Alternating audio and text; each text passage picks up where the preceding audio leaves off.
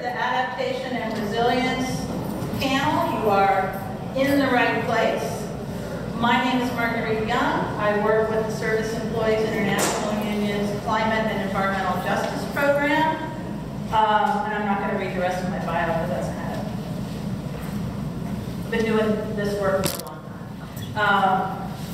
And I am delighted to have our panelists here. I'm going to make a few opening remarks after I introduce our panel. And then we're going to have brief presentations, followed by a lot of what I hope will be dialogue among the panelists and with you. Charlie here, raise your hand. We'll be taking questions from people on cards, and we'll try to incorporate as many of those as possible into the Q&A section. So starting immediately to my right, Barbara Sattler is a professor at the University of San Francisco. She's also a registered nurse and a PhD in public health, and a proud member of the FT Local 4269. She's a founding member of the Alliance of Nurses for a Healthy Environment, which is an international organization that is helping to integrate occupational and environmental health into nursing education, practice, research, and policy advocacy.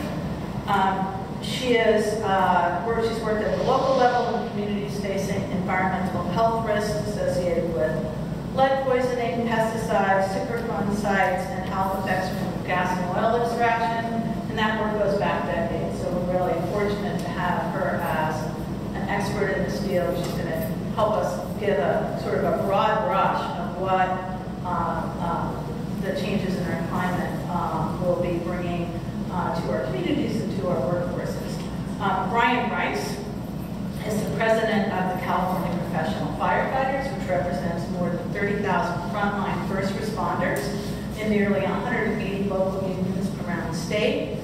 He's a native Californian like myself, and has spent more than 3 decades as a firefighter with the Sacramento Metropolitan Fire Department and advanced to the rank of Deputy Chief of Operations. And he's been on the executive board of the Sacramento Area Firefighters Local 522 for 25 years, including 12 years as its president, and served as CPF's 3rd District Vice President and is the International Association of Firefighters 10th District State Field Representative for California, and has been also 12 years as president of the Sacramento Firefighters Burn Institute, which is a charitable institution founded and led by union firefighters. So he's going to talk about floods. No, he's going to talk about fires. Well, he may touch on other climate-related disasters and the role of first responders. Cathy Stoddart is another first responder as an RN and member of the SEIU Nurse Alliance. She's been a staff nurse at Allegheny General Hospital since 1992 and is past president of the Registered Nurse Unit at Allegheny General Hospital and SEIU Healthcare. She served on the executive board of the statewide SEIU Healthcare Pennsylvania for 18 years. She's an elected member of the National Nurse Alliance Executive Committee and has served as its policy chair. Since Katrina, Cathy has been involved in responding to climate disaster relief and is really one of the leaders in our union in that area. And she'll be talking about how nurses are responding to our changing climate. And last but not least, as we know, our climate is changing in ways that we need to respond to and actually present an opportunity for us. Mark Kyle is Director of Government Affairs for the Operating Engineers Local Union 3, the largest building and construction trades local in North America, representing over 37,000 private and public sector workers in Hawaii, California, Nevada, and Utah. Besides this legislative and policy work, Mark oversees and directs campaigns at the local, state, and federal levels. I think 17 right now? I'm working on 17 recommendations. Okay. Among other projects, his work includes organizing and advocacy on climate adaptation and mitigation projects such as Measure AA, which he'll be talking about today, offshore wind energy production, and high-speed rail. So we have a panel that kind of covers the gamut. I just participated in a 3-day conference on adaptation in Sacramento. So we're going to do 3 days in 1 hour. That would imply we're not going to do justice to it. I'm not going to pretend that we are. But in our efforts to address reduction of climate emissions and the issues of just transition and the issue of sort of green, clean energy jobs, we also need to recognize that while California is leading the nation in clean energy programs to do both of those things, we're also at the leading edge of some of the inescapable impacts of our climate warming. The firestorms that have raged this summer and are currently closing I-5 have choked our lungs and filled ERs with respiratory and burns and all other manner of illnesses. At the same time, people are still having babies and heart attacks and the rest. It's also erased our CO2 emission reductions and caused billions of dollars of property damage and dozens of lives, including those of firefighters, as well as those caught in the blazes where they live.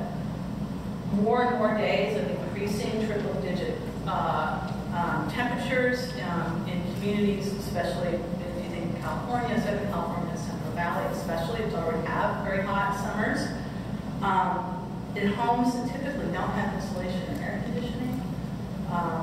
Again, that's a health emergency that's becoming more and more severe and disproportionately impacts lower income communities of color, the elderly and children. In the south and east, hurricanes in Hawaii, devastated Texas, Florida, New York, Puerto Rico, and New Orleans. We've got another one plowing in, maybe of historic proportions, plowing into the Carolinas, later this week. So it's inescapable. Even if we get to the less than 2 degrees advance, we're already seeing the impacts of climate change on our environment, how it's affecting our public health, and how it is taxing our public sector resources. And then there's also the opportunity ahead for our building trades and et cetera to address built environments, whether that's green infrastructure or gray infrastructure, to deal with climate change. Most of what we need to do in adaptation aren't new jobs. Climate change is a threat multiplier, so it just makes everything worse. And equipping our workforce to respond to those increased threats is what adaptation and mitigation and building resilience in our communities so that they can emerge stronger and better able to address the changes that are happening. Our panelists are going to talk directly about the workforce implications of climate change and adaptation. One of the things I would say about the conference I was at a couple weeks ago is there wasn't much discussion about labor. In fact, I think I might have been the only labor person in the room of 900 people. I'm not sure about that, but there certainly wasn't a panel that was talking about workforce and labor implications. And I think that's a discussion that labor needs to really enter into. As I said, each panelist will make brief opening remarks, then we'll follow up. I've got some questions that we've talked about, but we'll also be taking questions from all of you. So I think 3 of our 4 presenters have PowerPoints. I'm going to ask them to come up and speak from the podium. Without further ado, we'll start out with Barbara Sattler.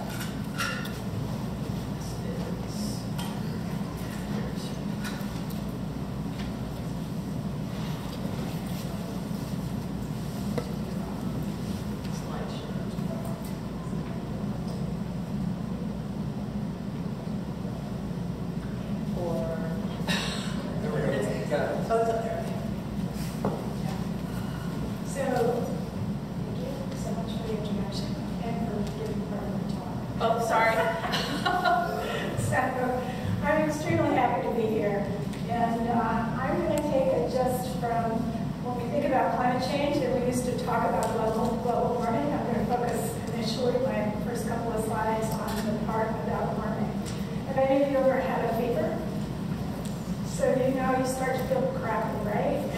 And just from 98.6 to 100.4, that difference in our temperature, in our inner body temperature, can mean that we start to have physiological changes that can be detrimental. So just those 2 degrees in our body. So what happens when we have excessive heat?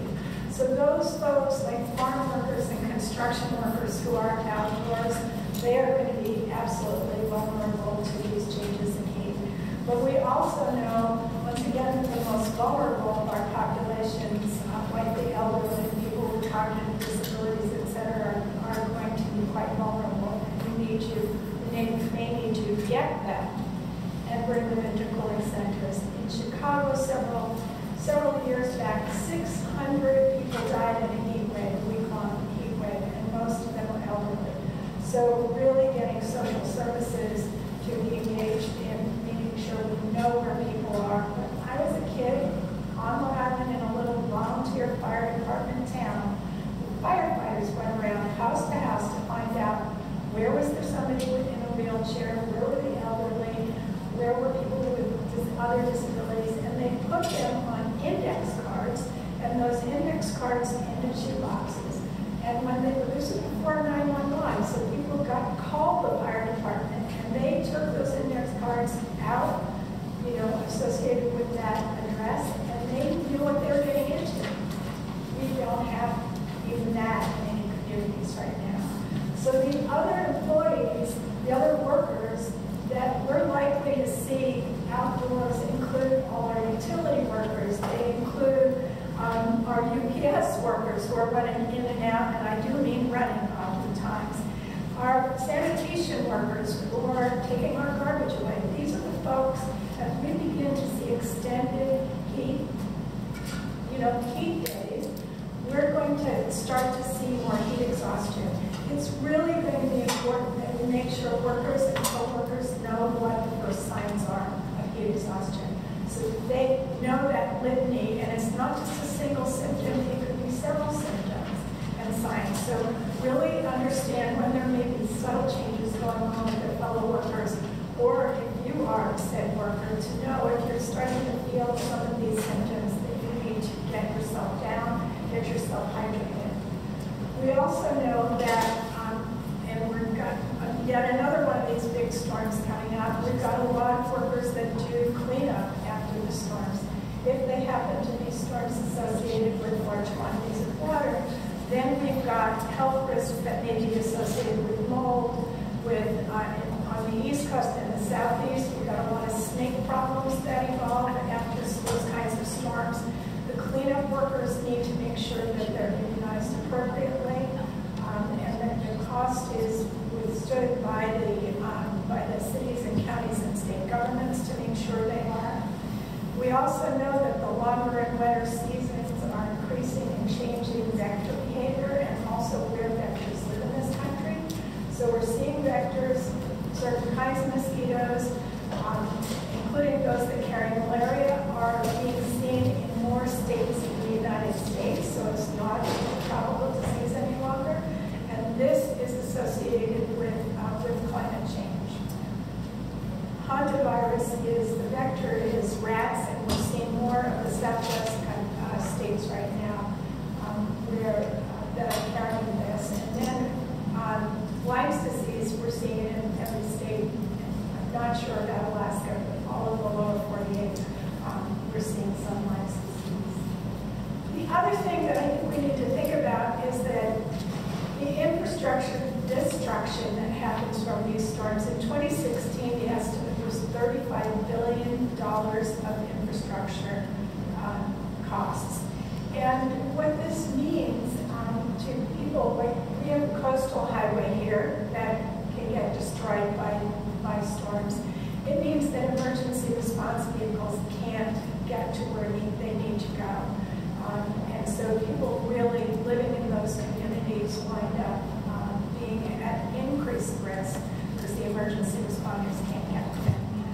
In California, we saw 2 whole hospitals last October have to be evacuated because the fire was looking at their doorsteps. The woman on the top She was helping to make sure the patients on the left who were like deer in the headline had places to go after they were evacuated. It was a several-day process.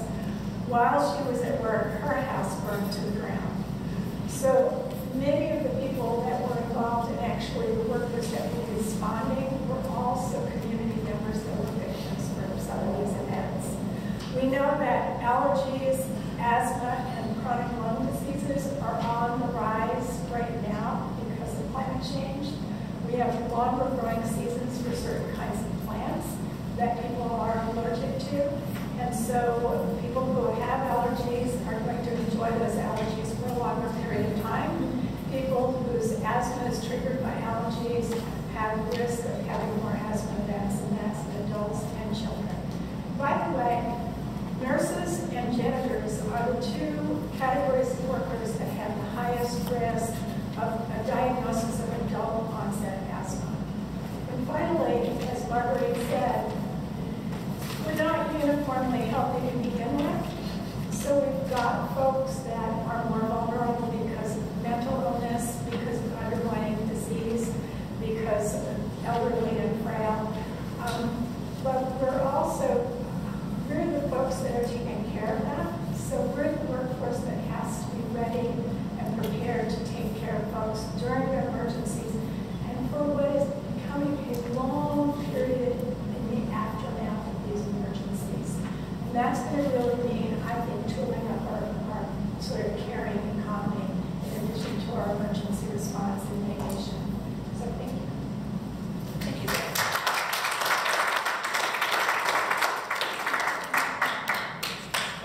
Okay. Next up, Ryan Rice with the California Professional Firefighters. And you can just imagine flames, because you just have great slides with that. But I think you've all seen enough pictures of fires lately.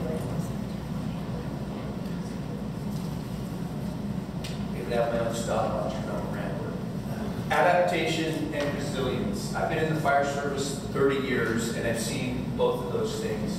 We're talking about fires right now. As of midnight last night, every single FEMA USAR team, there's 28 of them across the United States, have been deployed to either the East Coast for the hurricanes or to Hawaii.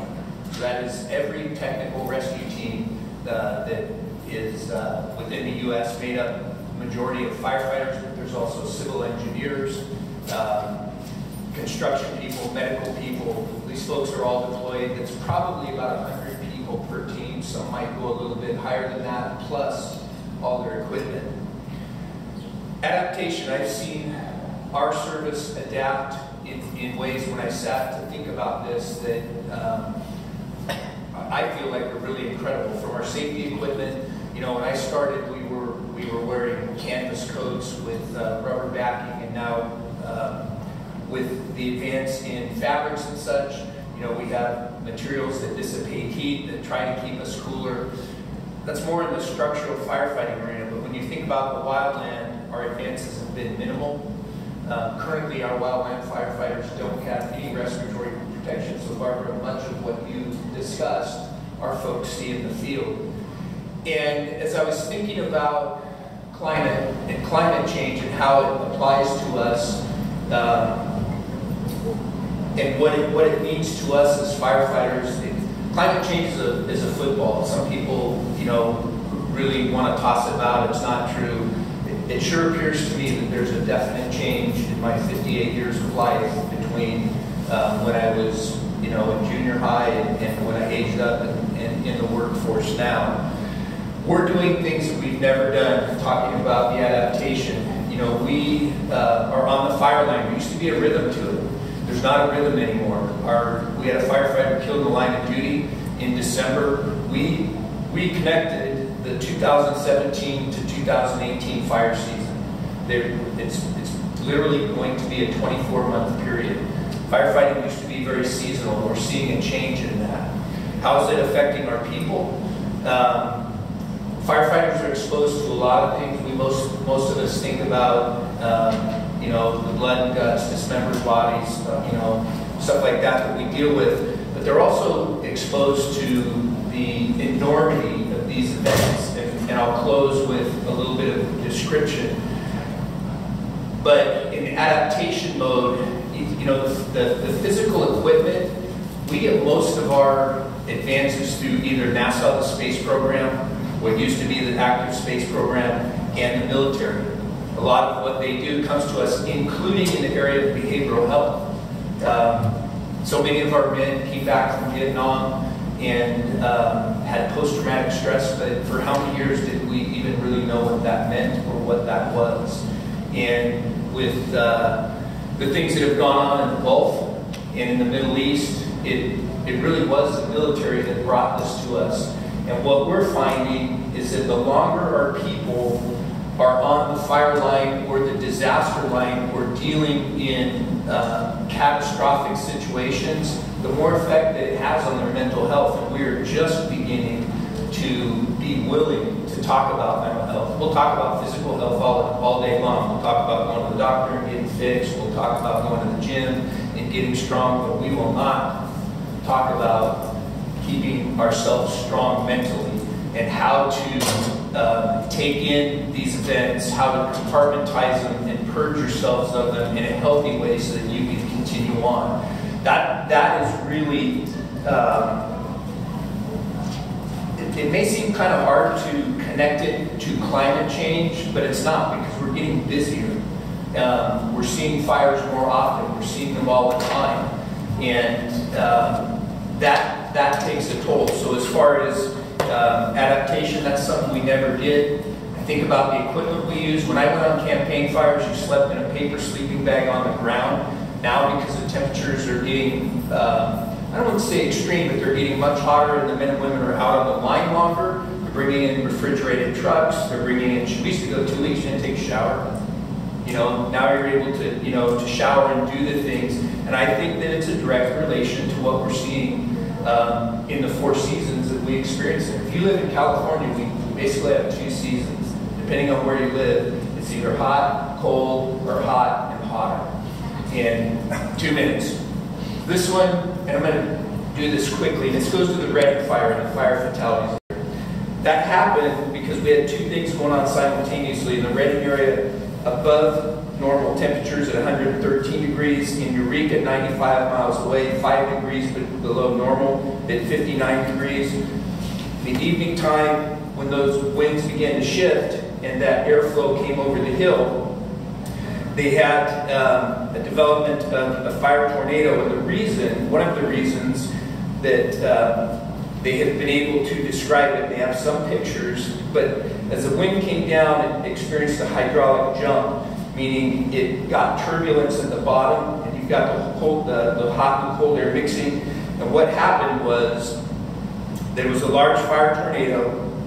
At its base, it had winds of 136 to 165 miles an hour. That's an F3 tornado. The base of this thing was 1,000 feet, and it exceeded temperatures of 2,700 degrees at its base. It consumed everything.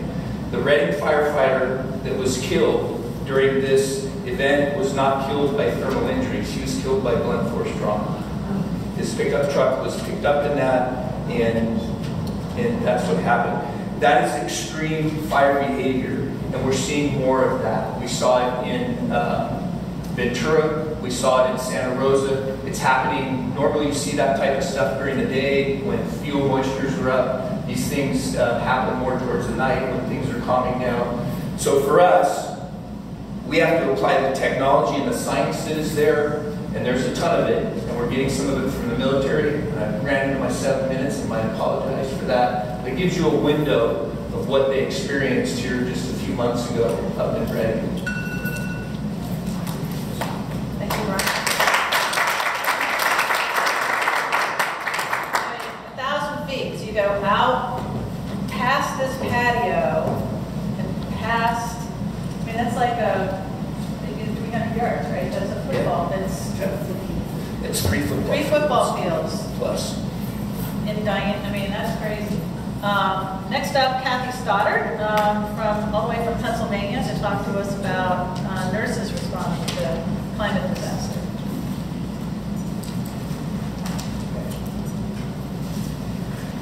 So I'm a baby in the climate movement, but I'm beginning to understand what happens. The events in society in which we live shape the way that we practice nursing. Disaster forces us to create order out of chaos. It forces us to establish clear lines of authority while dealing with fear for personal safety as well as the safety of the community that we are trying to serve. It accentuates the intuitive nature that we have as nurses to make decisions and provide direction. It empowers nurses to act with courage not generally witnessed in our everyday practices when we're back in Pittsburgh.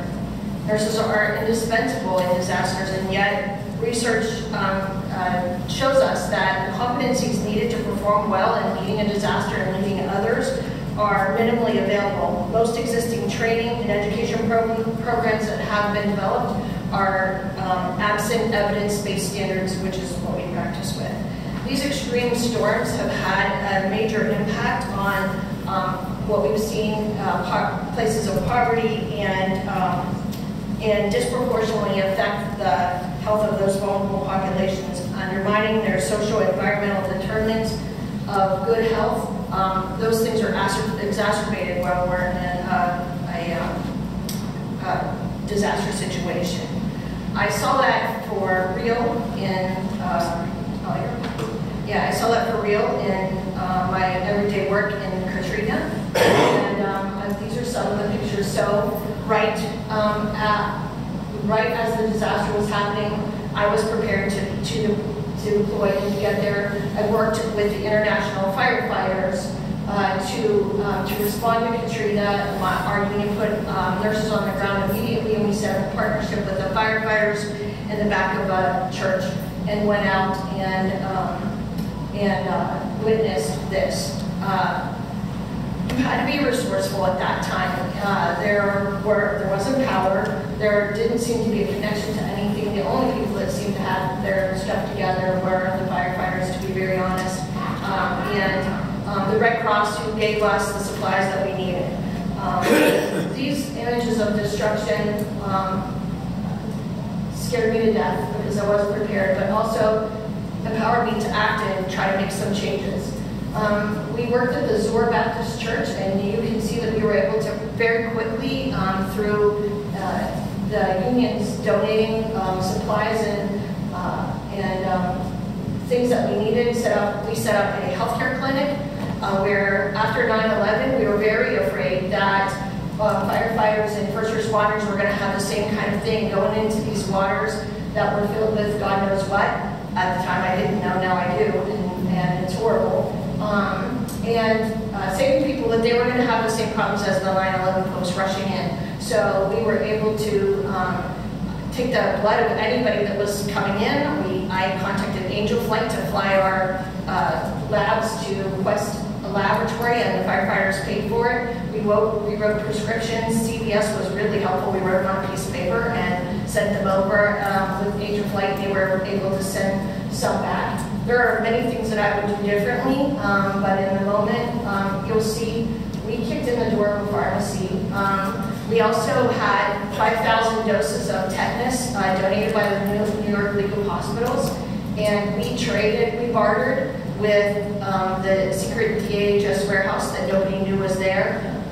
To be honest with you, I knew that there had to be a warehouse somewhere where they had all of their supplies, and as a nurse, I knew that a pharmacy had to be there, so I started calling all the pharmacies. I eventually got Pfizer, and they wouldn't tell me that they had someone there, but I told them there was an emergency and I needed to talk to the wife of the guy that was in there, and they gave me her number, and I started reading firefighters' names who would pass away if she didn't give me access to her husband who worked there. And then when I got the Pfizer guy, I told him, you need to walk me to whoever is in charge here because I need things for the firefighters and the other first responders. And when he said no, I started reading names off and said, you'll read these and I'm going to attach your names to these people who are going to pass away. And so we traded 2,500 doses of tetanus for 2,500 doses of Hep A to help them out. We were there for a month, and we were there for so long we had follow-up appointments that you can see up on the top until Rita came and they tried to have us stay. But one of the things that going into this that I wanted to do was have a capability to provide more than just first aid and basic life support, to develop a base site for physical examination and treatment, to develop tools to track people's health data because everything had been erased. Their physicians are gone, they're underwater. I wanted to collaborate with the firefighters and the Red Cross, and I wanted to establish links that didn't exist, like a laboratory, a pharmacy, those kinds of activities. The Zor Baptist Church was amazing. They actually lived their mission the entire time that we were there. I think they were an all-white church, but they really lived the idea that everyone mattered, and they brought an awful lot of people of color into we lived together in the church. And also I wanted to participate in lessons learned on what we did, what we were going to do wrong. We lived and stayed with these people as we rescued them, and the stories were hard. I wasn't prepared. I didn't have critical incident stress management training like the firefighters, and I saw things that I can't forget ever. And including a battalion chief who was very injured. He had inhalation burns, and he explained to me, telling me that he was fine, that he had swam underwater, he had a knee injury as well, and siphoned gas out of half submerged car, and was able to keep the generator going at the nursing home. Meanwhile, his mom was in a nursing home across town and didn't know she was being flooded. The amount of caring that came from these people was more than I can imagine, and these are firefighters from all over the country. SEIU nurses also responded to Haiti from all over the country. And in this situation, and after Katrina, we learned that we definitely needed to debrief. We set up a system where folks had to keep a diary that was part of them going, or blog, whatever they could do. And I would read their diaries daily in order to be able to see what was happening with them. Yeah, absolutely. So this is what worries me today, is that we're going to find, that's water, that's a leg sticking out, and in the next couple of days, have they done what they're supposed to do in Texas? And in Puerto Rico, this is what our president, FEMA group put up, except that they haven't had power for nearly all the year. So you're going to call somebody when there's no power, and they can't even get to these communities. And just to give you a sense, and I think she's going you can ask me some questions. We've had a disaster conference and had some training, and SEIU is on the brink of creating some partnerships and some recommendations so that we can better be a part of the disaster response network that we want to create.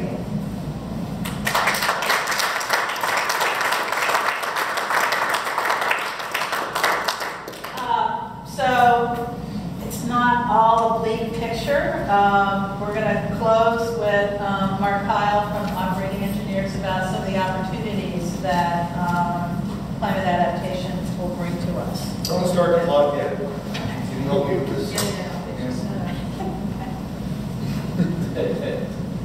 While she's doing that, my name is Mark Kyle. I'm with Operating Engineers Local 3.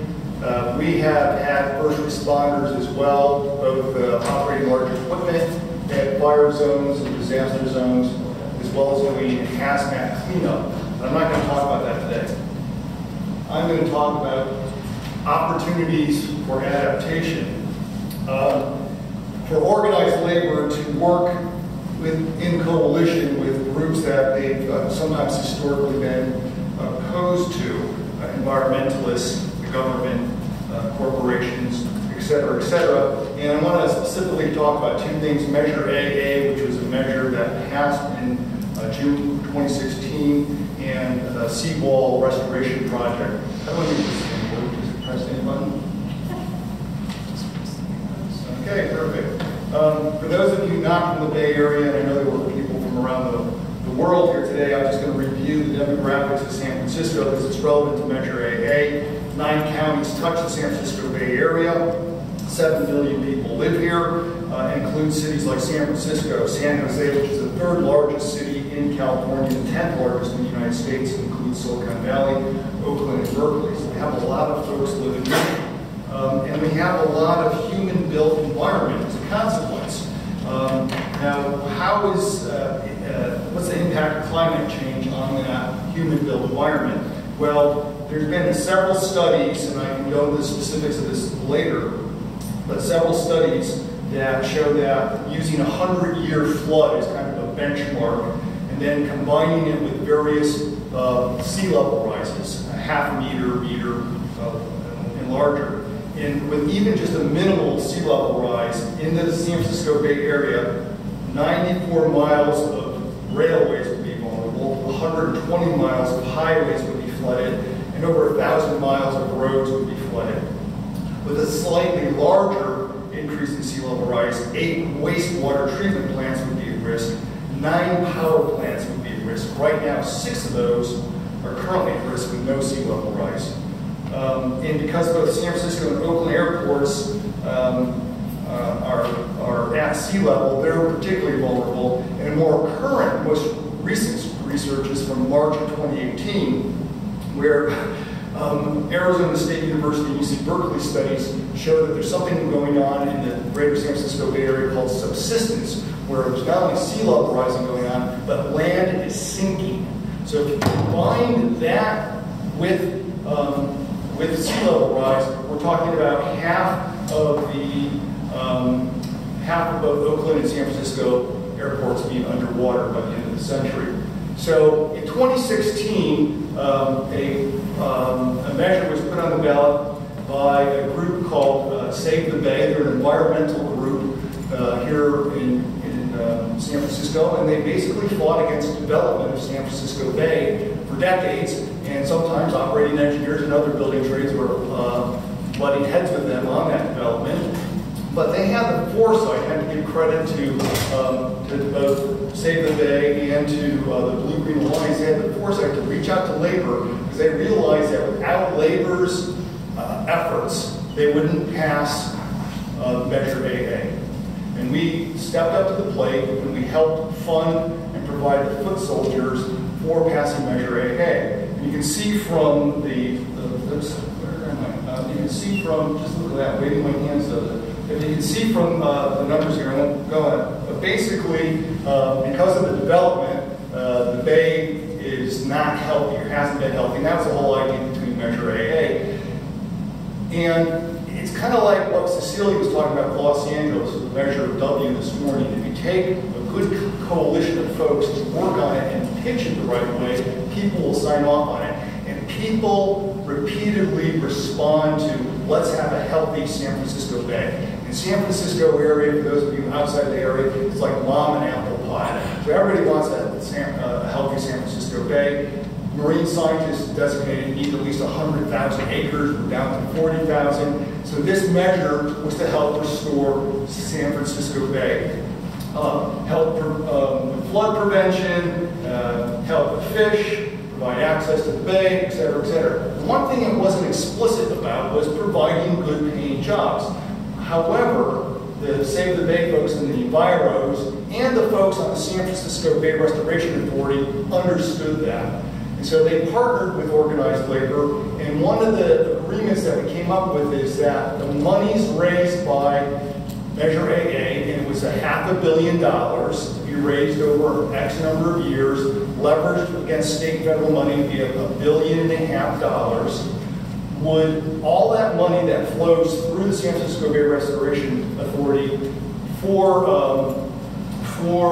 Measure AA was to be done with a project labor agreement. That project labor agreements would be enacted in those counties where there were projects. Now, why is that significant? That's my end timer. Why is it significant? Because in 2016, there were 98 shovel-ready projects already on the boards, ready to go to work. And what do operating engineers do? We move dirt. And how do you restore marshaling wetlands? You move mud. So we got it. It's natural. And you throw in some carpenters, laborers, iron workers, plumbers, et cetera, and you have a lot of high-quality jobs. So the building trades were like, whoa, holy smokes, look at that. We can have good jobs and do good. So everybody, we went around, we got all the building trades to sign on, and we passed it by over 70% in June 2016. And the first project labor agreement was signed just within a month or two ago. David's firm helped with some of that language on it, and I think it was in Contra Costa County for a $9 million job, which is small. So I'll be brief on this, but basically we're now engaged in a coalitional effort with government, with environmentalists on restoring the San Francisco seawall. It was built between 1816 and 1910. It's about to fall apart. Don't think about that next time you're walking down the Embarcadero. I'll be honest with you, firefighters are not cheap. It is one of the best all-risk insurance policies a community can have. But that's going to be our fight going forward. Our international union, the police services for years have received federal grants. And the fire service, we've always taken care of our business at home. And in the last 10 years, actually it started just before the second President Bush, end of President Clinton, SAFER grants and Fire Act grants through the federal government for staffing. But those grants have attachments to them. If you accept a grant for $7 million, and that puts 18 firefighters on the street for a period of 3 years, you have the responsibility of the municipality to come up with that money to maintain those positions. Some of those grants are renewable once, but what we're seeing a lot of is municipalities will take advantage of the grants to get firefighters that have been laid off, but then when the grant ends, everybody puts their hands up and goes, we can't keep these people. And there's a little bit of fault there with labor and municipalities. And labor's fault is that we don't drive the point home hard enough that if you want to partner with us, it's got to be a full partnership. And that means we accept the good with the bad. But we need to have a bigger voice at that table. But for us, it's people are money. And I want Cathy to answer that question too, but I guess the other thing I ask each of you to think about as you're folding this in is that if we think about jobs being the same, more or less the same jobs, but adding in this layer of, increased factors or dealing with respiratory issues or the mental stress of adding climate change, outside of the actual climate disaster, does climate adaptation get into the daily conversation about what your workforce needs to be able to do its job in that big picture that you talk about? I know I talked to Cathy about this a little bit last night, so let's let her take that part. So the first part of the question on adaptation is, there are inconsistent state licensure situations. So in the case of a disaster, a lot of things have to happen in order for our license to follow us. So that reciprocity is a problem. The second thing is there are liability concerns. Well, it's part of your job. I'm volunteering outside of my job. And so liability and what if I get hurt on the job, that's a problem. And then safe staffing across the United States for patients in hospitals and nurses who work there is under siege. And so when you have something like a disaster on top of it, it's overwhelming. You can't work in that environment and provide the kind of care that people deserve. And then the second thing is that when you become a nurse, you have your training that is part of your college education, and then you become very specialized in the thing that you do. And so the everyday activities, we don't think about climate or our effects on the environment. In a big level 1 trauma center in Pittsburgh or New York, most places nurses waste all of their medications down the sink. So that's going into our wastewater treatment plant. So how much antibiotics are in the water? How much dilaudants in the water? All of that, the gases that are released in the recovery rooms and those kinds of places. There's so many things. Everything is disposable where we work. Everything. And what's the footprint for all of that stuff being thrown away, and how we as a healthcare system wrap our arms all the way around that. So no, it doesn't touch us, and there's not education day to day. So two different approaches to answering this. One came out of what Cathy was just talking about. The first is that we have to be doing a much better job at disaster planning and preparation and building resilience into our communities ahead of time. Because those communities that hang together and know where each other are and where their resources are and where the vulnerable members of the communities are, they are going to do better in any kind of disaster, fire, flood, an earthquake. So we need to be putting more emphasis into the pre-disaster activities. And then recognize that post-disaster, we've got business as usual, people still birthing babies, etc. And then we've got this complete overlay. And we don't have plans for surges in healthcare. We don't have a way to borrow a whole bunch of firefighters from one other area and just bring them in here. That's just not part of the deal. So it means that the healthcare workers are working overtime a lot. And so we need to be looking at that and looking at plans to surge folks within the hospitals and healthcare. The other thing is, literally right now at UCSF, there's a whole climate and health conference going on where exactly what you're talking about is how do we build resiliency into the physical plant of our hospitals as well as into the processes of our hospitals. And there's an enormous amount of work that's going on in that area as well.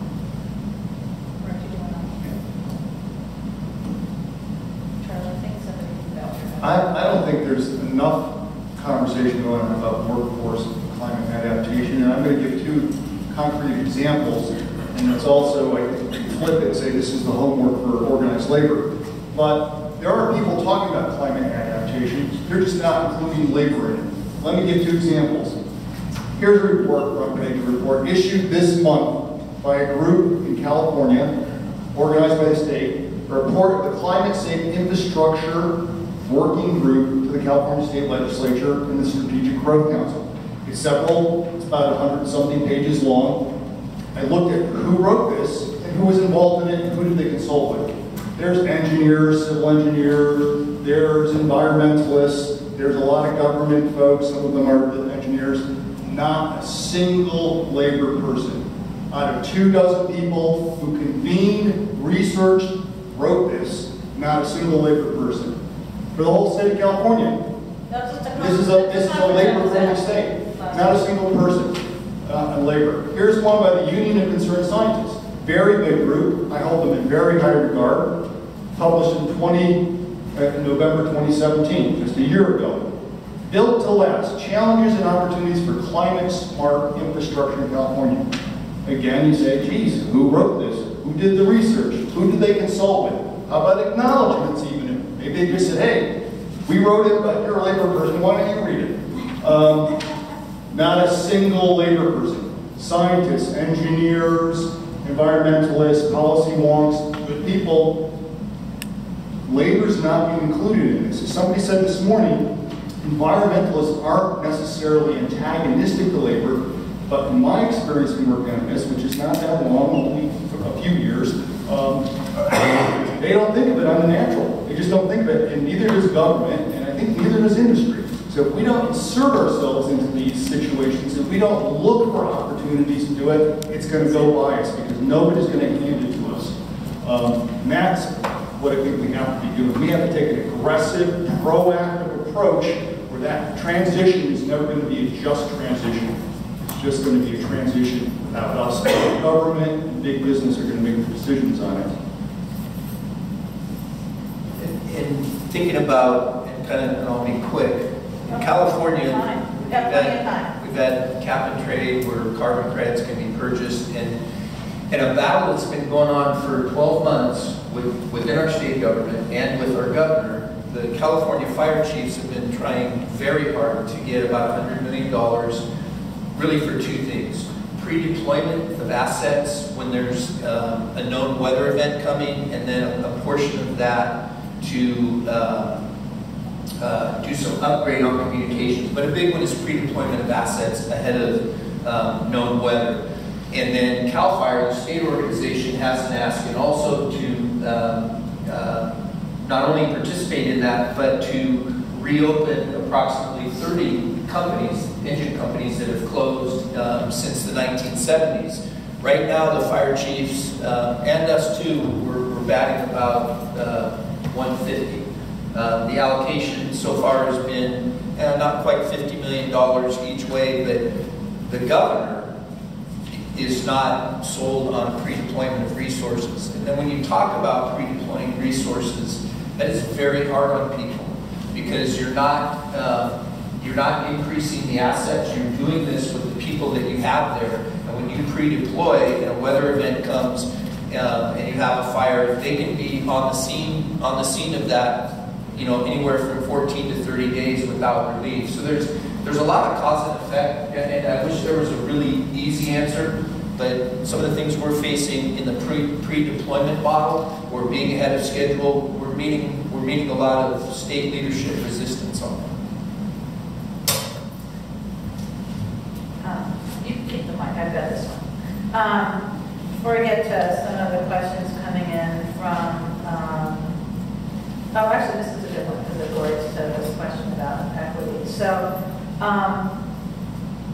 as we've heard this morning, and certainly in the case of the Sonoma fires, the Ventura fires, and I'm sure up in Redding, some of those hit first and worst are immigrant communities, communities of color, and as we talk about adaptation and the changes in the workforce, how should we be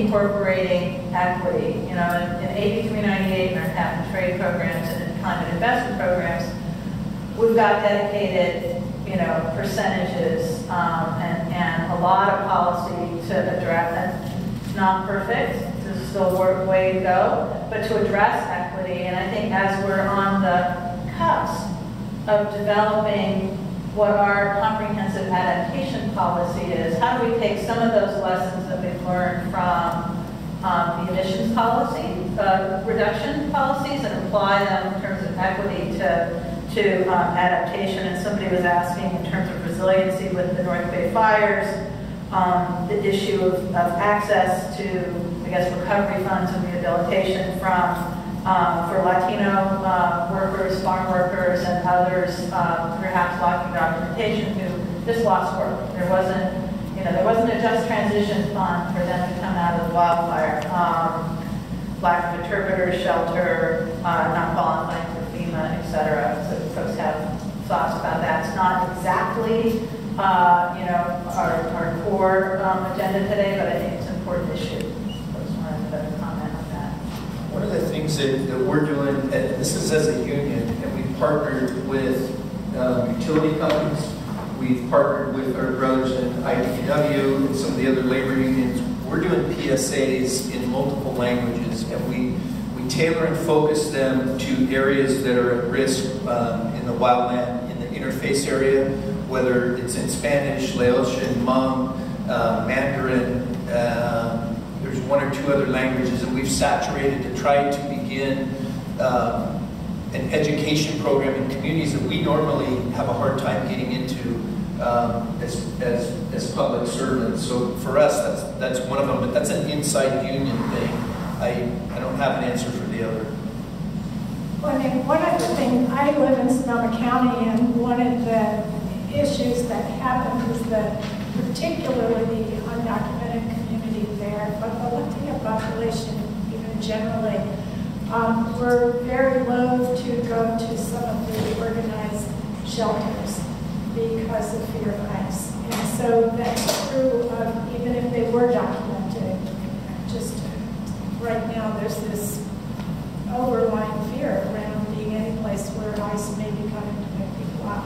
So they were, and just legally they didn't have access to FEMA funds. Many of them are renters and living also in substandard housing as well. And so if they lost their place of residence, there was just no way for them to get any kind of social services or other services. So they're in like the triple whammy situation, and that's something that's not necessarily a climate change situation. I mean, this is really us making a complete change in this country about how we're going to take care of each other. So I think it's in that context right now. You want to see? Well, in terms of the Adaptation Bill environment, most of the building trades, at least in Northern California and the Bay Area, have apprenticeship programs, apprenticeship programs, and a lot of them are oriented towards disadvantaged communities, communities of colors, those communities that have been typically disenfranchised from work opportunities. Some with very specific programs, like the development of San Francisco Airport. The San Francisco Building Trades Council had a pipeline training program, pipeline meaning from communities into the trades, with guaranteed work at the end at the San Francisco Airport. So that's part and parcel of the way it's structured, at least in Northern California. And sometimes project labor agreements are called workforce agreements, and a lot of those are tied to employing people out of the surrounding community where the work is going on. So there's an effort. It's irregular. It's not uniform across the board, but there's definitely, and we may be ahead of the curve compared to other parts of the state or the country. I can't really say, it's not my area of expertise, but there is an effort there, and there are opportunities for that built environment. Kind of building off of the last question and some comments that were made about communities being prepared for emergency responses. Questioner asked, I actually take issue with the opening clause, which said the big one used to be an earthquake on the Hayward Fault. I still think that is the big one that we need to be concerned about, in addition to whatever perhaps the next firestorm in East Bay is that we have a question I had is whether we need to really create or build a national system of trained response that brings together. We've heard that nurses and firefighters cooperate on the ground, but there isn't that kind of, although you talked about the emergency response team, so maybe there's some sort of broader level. But also, what about community-based responses? Many fire departments in the state of California are charged with what's either called a CORE program or a CERT program, but it's community emergency response training, where you're developing that network of information, in your block or several blocks. My understanding is that's pretty darn spotty and completely under-resourced. In a time like this, where communities will be isolated, communities are isolated. Are programs like that something that we can sort of build a platform on? Is it something we should be together demanding resources for? Is it something that we should be saying firefighters and public health professionals should be resourced to actually conduct those trainings and paid to conduct those trainings, so that we are getting our communities prepared for whatever the big one is, which I believe it is. So since Katrina, and both of us were at Katrina, we have done much, much better. We really have. And FEMA got creamed in terms of their criticism at Katrina. They did a really lousy job. And every time we've had a major event, and unfortunately we keep having them, we get a little bit better. So the coordination, there's no question it's getting better. I know that in the Bay Area, the mayor's office in San Francisco is involved, going community by community, doing a variety of things that are helping to build resilience, and this is happening in a lot of other areas. So you're right, though, it's spotty. And the CERT and all of those things, they came out of really more mutual aid kinds of, with the sort of agencies and firefighters and others, as opposed to community members. So there's a program called Cool City, and it's a program that's a neighborhood level program.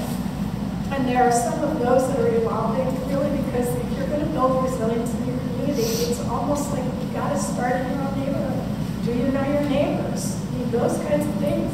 And a lot of social capital can get built on just developing that level of community relations. So I don't think we should miss those opportunities. really, I'm encouraging and supporting those kinds of things, as well as getting all of our fire and other emergency personnel well-resourced and better organized with the public health center.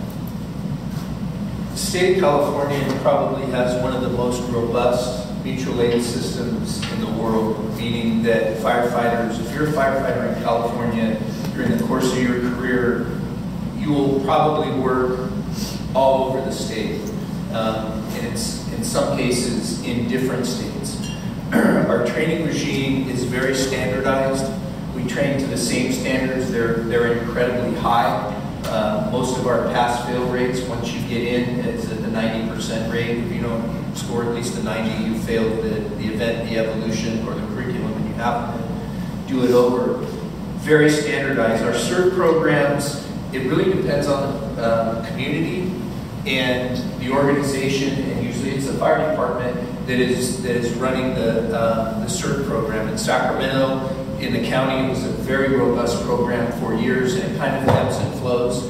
You know, it cycles when people have done 10 or 11 years in there, and they cycle out. Currently, the city of Sacramento's CERT team is very robust, and the FEMA teams, at least as first responders, you can take a technical rescue team, a technical search team, a logistics team, and you could place them in, and you could take a team, a subcomponent of a team in California, and put it in a New York team, and they would function without a miss or a hit.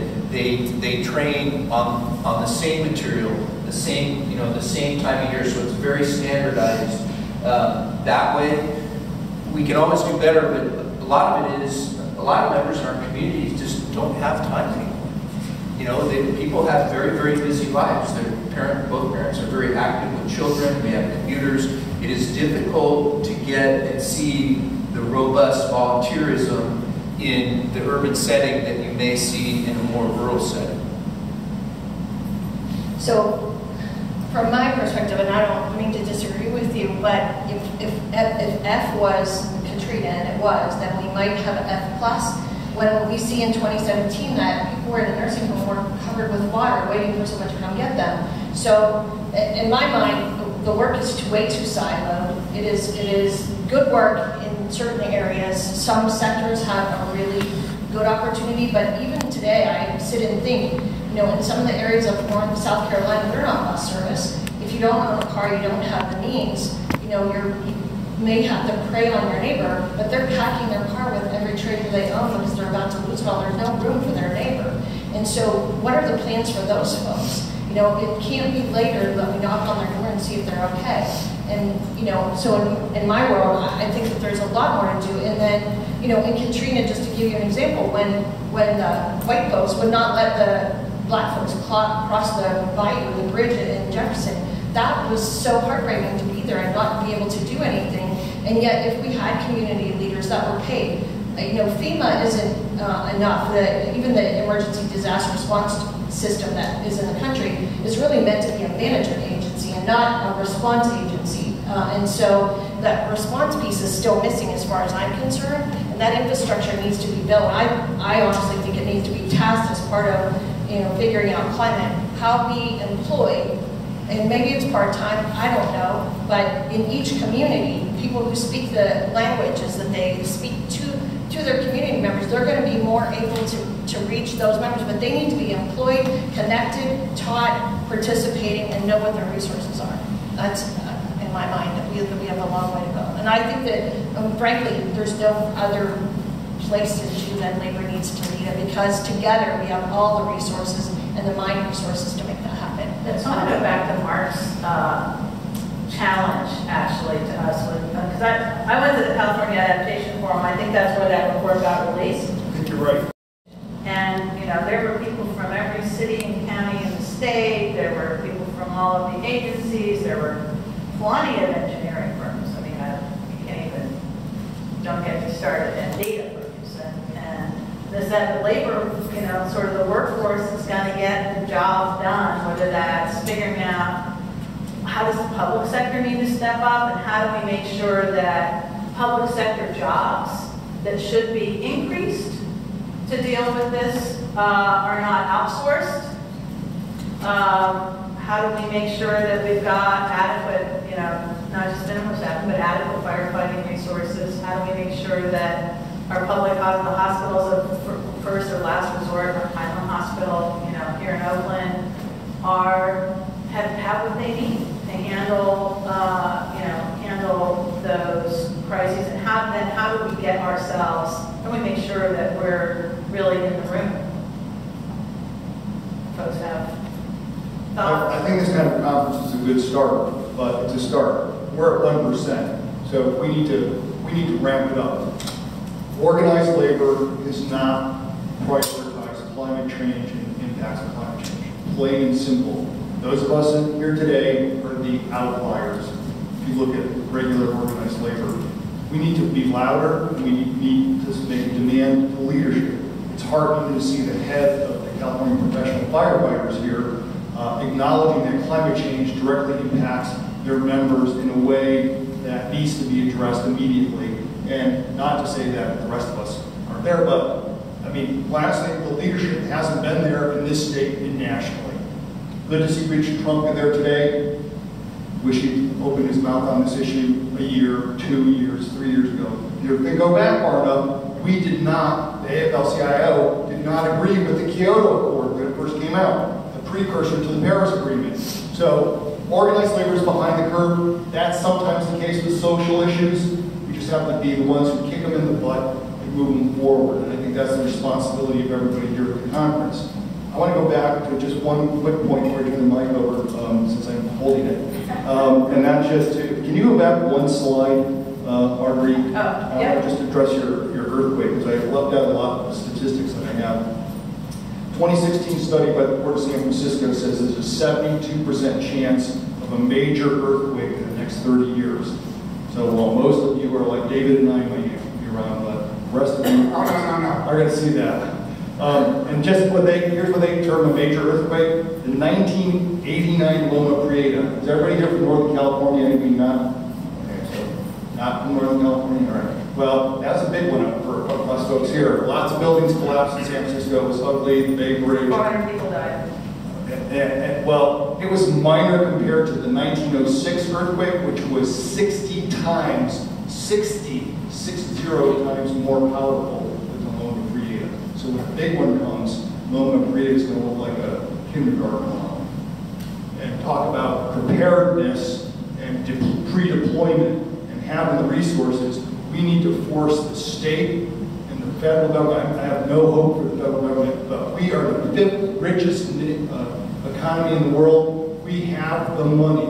If this were a bank, it'd be fixed already. And we've got to make it a priority. So, if I botched this question about the Pentagon, is that your question? No, could I just? Yeah, sure. I've been more involved in localized conflicts during drought periods having to do with river water distribution and so forth, where farm workers have been severely hurt. Labor just didn't show up. No one was excluding labor. Labor just wasn't there. And I think maybe awareness in organized labor of the need to keep their own antenna out there as to where issues are rising is important. So this is more than happening at the policy level where teams put together and you have to force yourself in the thing.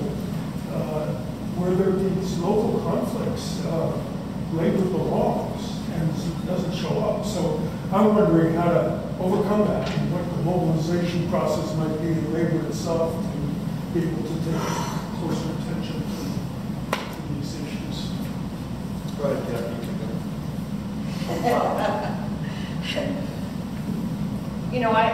My husband works in water treatment, so I pay attention to him all the time, and now I'm worried about all the things that are in the water.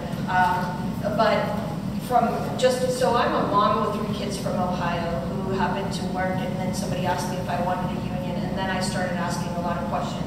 So, from working in Pittsburgh, and then caring about the fact that there was a nurse in the Superdome crying her eyes out because she didn't have any insulin, to calling up you know, my union in Washington, D.C. and asking why we represent 1 million healthcare workers and what are we doing with them? Absolutely nothing. That's insane. And so I don't know how does the local labor person in that small community get connected to the union, to the person, to the thing that drives the thing? Because we are paying attention, but how do we get connected in a way, and it goes back to how do we get connected to our union? You know, I mean, it takes a lot of time and it takes finding the right people and moving that out. So I think that the union here has to drive down connectedness, and I'm not trying to blame labor, but I think it goes both ways. We've got to drive that conversation and keep doing it until we find the person that build that space as a labor movement to make that happen, because I agree with you. Do you have a comment? Just sitting thinking, and this is, even when it comes to, and this is, we're talking about climate control, but our system is broken. Our system of healthcare is broken. Our system of receiving people, I was sitting here looking and thinking of your question about the farm workers and water, and I pulled this up, and this happened in Sacramento. In November 26th of 2016, paramedics from my fire department transported a 20-year-old female with suicidal ideations to the hospital. She was stable, she was conscious, she was alert. She was not even seen by a nurse or a doctor for over an hour and 25 minutes. At 1 hour and 25 minutes, she went into a full arrest while still on the gurney for the fire department and had not had a nurse or a doctor take control of her and begin to treat her. We're talking about a global problem, but we're missing the forest through the trees, and it starts a lot lower than this. And I'll tell you what, firefighters with a 20-year-old female in an urban hospital setting with hundreds of professionals there dedicated to the health care of this young woman failed to see her. They sure as hell aren't going to see any farm workers out in the fields on I-5. And I agree with you. It's tragic. And right now, everything's a soundbite. Everything's a quarterly profit share. It's about money. It's about profit. And it's about what I can get from you or you from me if we're sitting on the top. And we have a system. People don't fall through the cracks anymore. People live in the cracks. Sorry about my high horse and stuff. Well, I think that's, it's when you think about labor, we heard this morning, I was like, 80% density? How does that even happen, right? We have, in the private sector, 6% of, everybody thinks about big labor, right? 6% of the private sector workforce has a union representing them right now. In the public sector, it just, well, I guess we still have to represent the folks that decided not to pay for it, but it's still 30% of the public sector workforce is unionized, and the Supreme Court just took... That's in California. It's much lower nationally. I think it's...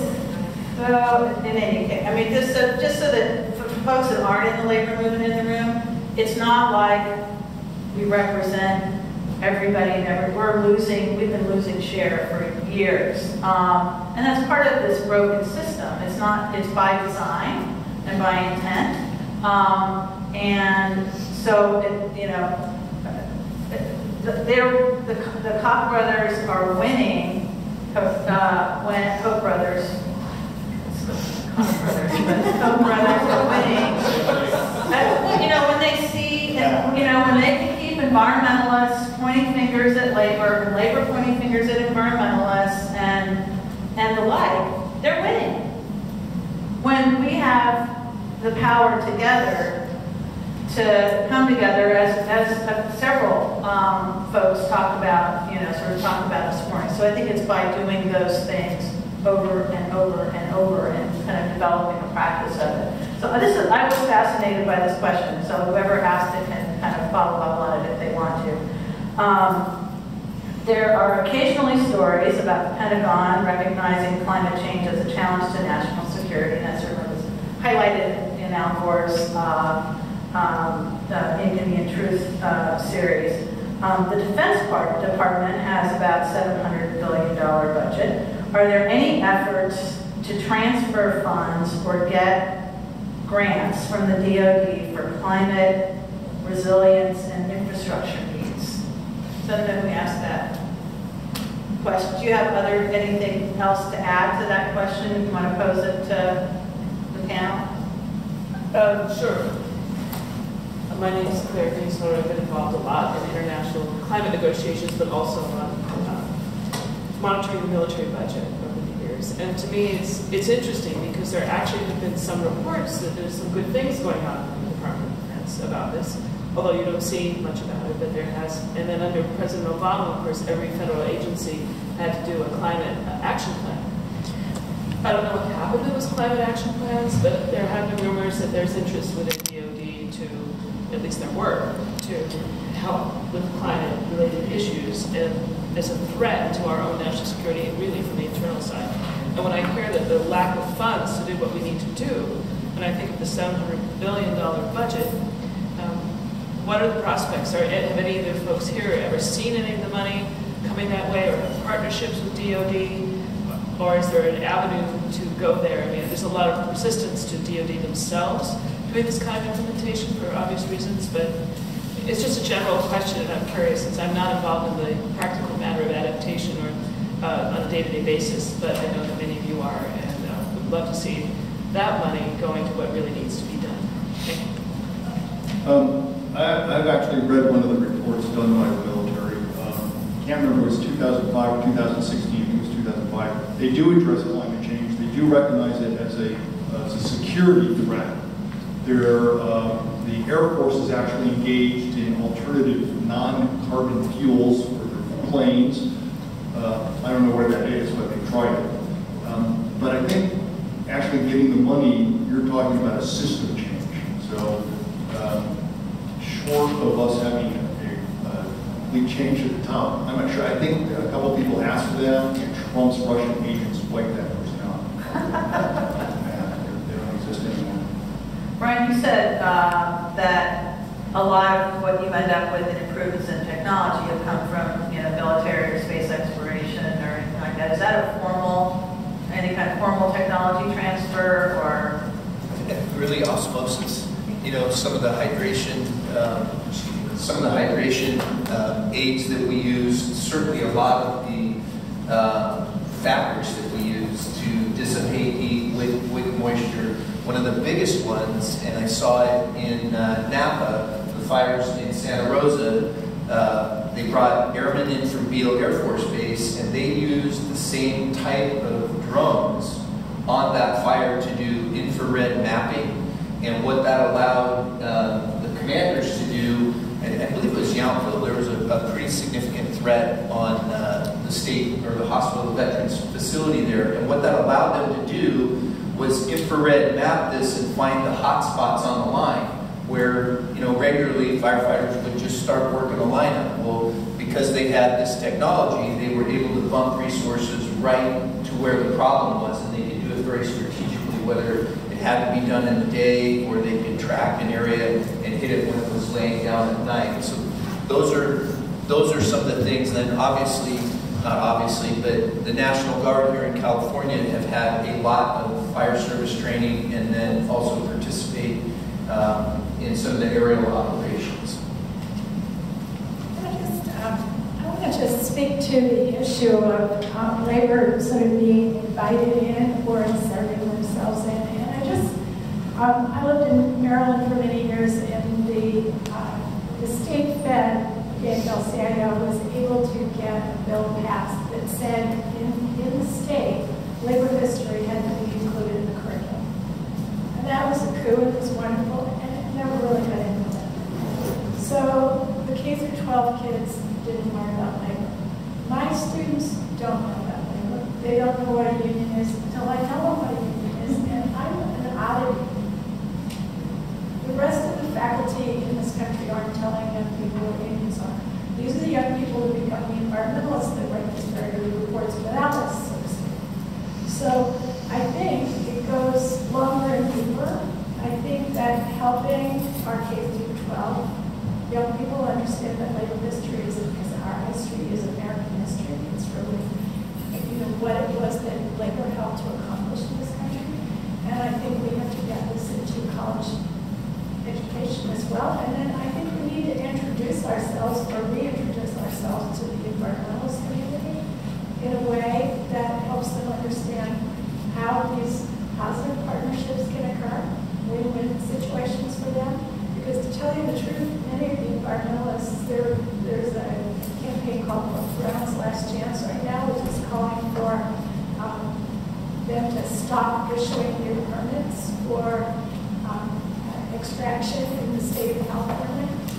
And some of the folks who have been on the other side are building the construction trades.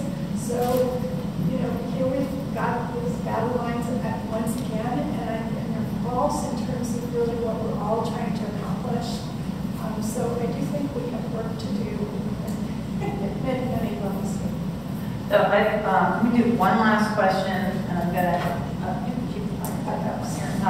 That is directly directed at Brian, and then I would just ask for closing comments. And I'm going to reframe the question a little bit to address the wildfires that we've had in the last year. There's been a lot of press coverage about the use of prisoners, California Conservation Corps, and other sort of private contractors to staff up that firefighting. We also know that a lot of the folks that are working to do forest restoration or sort of better preparing our wildlands to handle fire are basically getting paid bare minimum wage, largely undocumented workforce, certainly not without a voice on the job, which would also could be said for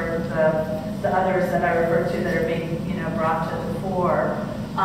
What should we be doing? What should we be doing and saying as labor to bring these? We were talking about upskilling and local hire and bringing. I work in a union that represents people who, before they were represented, were in the same boat. Home care workers who were getting paid virtually nothing. Janitors and security guards working for minimum wage without any benefits. But a union brought them into the middle class, or close to the middle class. Still working our way there. But so the same thing, it's like as some of these jobs that we know we're going to need more of come to the fore, how do we make sure those jobs have the kind of good labor standards that we need, and so that you as firefighters know that you're fighting side by side with somebody who's got a level of training and support that you feel comfortable being on the line with them? Just talking about this, and I'll be very adamant about this. Firefighting or the fire service or public safety should never be for-profit. That should not be a for-profit business. It is best performed by sworn public safety officers, and we're working with there's a couple of places that are contracting. We're dealing with that that way. The other one, the inmate question has all of a sudden become a very hot button issue, and that might make some people angry, but I want you to think about something for a minute. Would you want these very same folks in the classroom with your children? Would you trust them in the classroom with your children? And as we were talking about this, the fire service, I'm really, and I don't know that I'll be able to convey it, it's an institution. It's a job that I did for over 30 years, where I physically had this happen more than once, but I'll use an instance that when I got handed an 18-month-old, not breathing, no pulse. The grandmother was hysterical, and we turned around, left one person with here, and left with that child. We saved them, but it is a job where people, when we come in the front door, and I've seen it, people go just like this, we're safe. Because they know that we have a standard. The service to get in, it really is not made, nor should it be. The public trust, I can't even quantify it. in that we all start out life, we start life where we are, but we have horizons, and we make choices that limit those horizons. And I'll be honest with you, the day that the fire service or the state or somebody enforces a rule that felonies cannot be considered in this type of an employment, you have totally lost me. The citizens of California should be able to look at the men and women on this job and not even flinch. When you see the inmate firefighters, it is very single-dimensional. Now, is there a place that potentially could develop there for not just single-dimension firefighting? They are not the same as hotshot crews. They are not the same as type 1 hand crews. They're trained to a lower level, and that's not what's being projected out there. It's very single dimension. They're not put in the kind of individual life and death situations that firefighters are put in with people of all ages. From the youngest that I've worked on has been 6 days old, and the oldest person I've worked on was about 100. It is not a job that should be an experiment. It is a job that really you should expect as a citizen of California and demand the highest level of people and standard. I feel very strongly about that. I don't think that the press that is going on is fair to the folks on the inmate crews, because I think it paints a picture of why can't I do that? Well, part of the problem is you have a criminal record, and that should be prohibited. The other thing is the folks that are doing that job, they're doing it under guard. They have a CCPOA officer with them, or LA County fire officers with them. So we're talking about two different worlds that don't mix. I'm giving you that's my personal, from my heart. I'm a 30-year firefighter. I believe in our service. I believe in the trust that we have from the public, and would not do anything to allow that to be damaged. And I would also defend it. Fair enough. I'm going to ask, we have time for each of you to make one closing. Excuse me, could I just respond? You know what? What I'm going to encourage you to do is talk offline if you can. Just because we only have 4 minutes left, and I want each person to get it. I'm not saying it's not important. I'm just saying we have 4 minutes left. I want to honor people's time and honor the time that each of these folks took to come and give them an opportunity to say, if you want to leave these folks with an idea, a charge, a challenge that they can take back to whatever their constituency is about this topic. You're speaking from public. So personal, I think that it's important if the government can figure out how to create an infrastructure on the ground. Let's give nurse scholarships, public health nurse scholarships to these communities at risk, communities of color, and let's build that workforce and connect them. The second thing I want you to leave with is that I'm so proud of that my union has taken up this thing that could be pushed aside as a small part of climate change is disaster relief. Creating a network of first responders, creating a framework where we can have a database, thinking about a curriculum. I have a master's. People can be informal educators in this role, looking at the partnerships that matter and connecting us and opening a space for us to have disaster relief, and also include our employers who, by the way, want to participate in employer labor. And this is a perfect place where we don't have to fight about it. Thinking about our water contract language, we have language for disaster relief in Pennsylvania because we're a responder state. Do you have that in yours? And if you don't, go get it. I'm going to plagiarize a colleague of mine and say it's all about organizing. That those of us who are in labor in this room and in this conference, we're all organizers. And to do this work, we need to be in coalition. We heard that a lot this morning.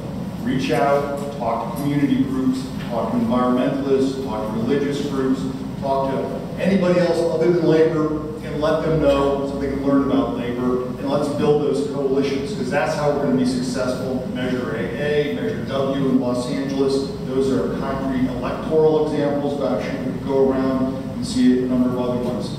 Organize. Credits go over here, but we're We're organizers. Those of you not in labor, you're here because you're organizers, and reach out to labor and build those coalitions, because it's in coalitions that we're going to be successful on this issue that expands to equity, social justice, because this is all one big thing. You did have a last word. I just want to say thank you. And the climate is a big factor. And I would say for public safety, each of us, if we went home and made sure we knew how to turn our water off, turn our gas off, secure our electricity, had a little box that had some provisions and some extra water and things that you could rotate around. If each of us started doing that and transferred that awareness, you know, to 10 people in your neighborhood, that's going to go a long ways. I just think the more we stay disconnected, the greater the risk that we have. And I just want to thank you for being able to participate. Yeah. So thank you to everybody here. I'm always learning something in any one of these sessions. I see all kinds of jobs when I think of what we have to do here. I see more jobs in people that are going to help with doing really good disaster planning. I see jobs for people who are actually going to be at the disaster response. I see myriad jobs, because the fires aren't going to stop tomorrow. Neither are these storms that are coming at us. Myriad jobs for how we're going to build resilience ahead of time and then be quick and at the ready to rebuild as quickly as possible afterwards. And all along the way, I see jobs. So we've got to figure out how organized labor gets to be part of that conversation. That's basically how I was going to end. So I want to thank our panelists. We spent actually a number of hours on the phone together prior to this, and just want to thank each of you for taking the time to be here. Thank you to all of you that took the time to come to this workshop. I hope you took something from it, and I hope that you really think, wow, we need to talk more about this topic and not just about reducing CO2 emissions. So thank you very much.